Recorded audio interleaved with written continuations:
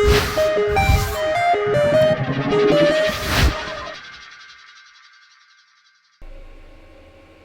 and welcome to Bits of Blender. I'm here with my boy Richard. Hi. Today we're going to do a tip on vertex snapping. We're can't seem to keep a serious face because we've had a long, hard session of working up a bit for you guys. All right, vertex snapping is when you have an object.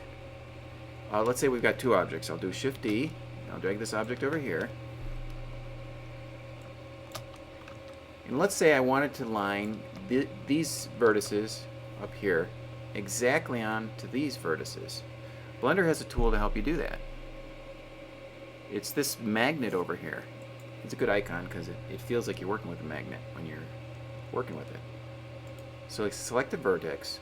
I'm going to turn this off.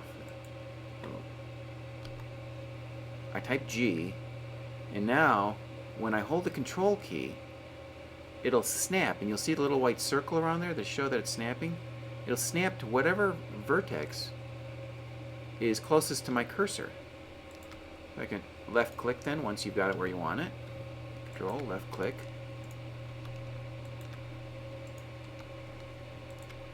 And there you got it lined up perfectly. Now the reason it's snapping to vertexes is because not what I just showed there. Over here, you can snap to a vertex, edge, a face, or the volume of the object. So, for example, if we had it on edge, let's just undo for a second. I grab this. You can see me dragging along the edge. Here, let's go in wireframe, a little easier to see. And it's snapping to the whole edge now. That's pretty cool. And face would snap to the face, and volume to the volume of the object. Now we've got a couple other commands. All these commands go together. Alright, I'll switch it back to vertex, and you'll see under here you can snap it to the center. So here we've got our pink center for the object, and it's going to snap to a vertex to snap it right on. And you can do the same thing with edges, faces, and volume.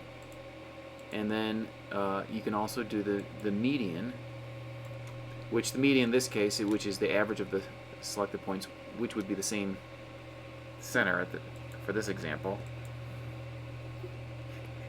Because it's a cube, all sides are equal. It's not that funny. Or active, where in this case, the active element, if you're in object mode, is the center. So you can see we're snapping the center. But if we happen to be in edit mode, it'll work with the vertices. So it'll switch somewhat intelligently. Now there's one other thing that's kind of cool, is this feature right here, which is to align the rotation. And in order to really understand what's going on there, I'm going to make this shape a little bit different. I'm going to make a pyramid. So I'll select those and I'll merge them at the center. And then I'm also going to move this object up along the Z, 1 unit. So that way our center point, I just want our center point to be at the base. Mainly because it'll look cooler when I do that.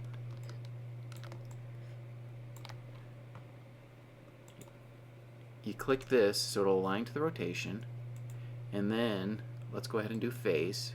And the last thing I'm going to do is switch over to the object and show my object's axis.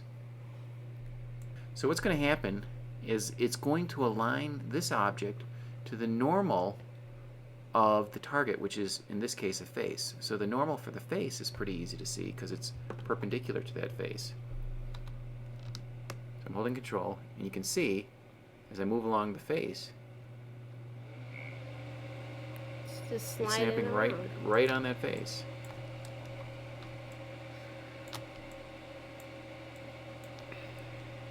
Now one last thing, let me just get rid of that object, and I'll do another Shift D over here. Let's say that I want this face to be lined up to this object, but maybe not exactly touching it. maybe just a little bit off. Well, you can actually do a snap based on an offset using the cursor. So let me turn that off. And I'm going to go ahead and I'll set this to edge into center and switch this to 3D cursor.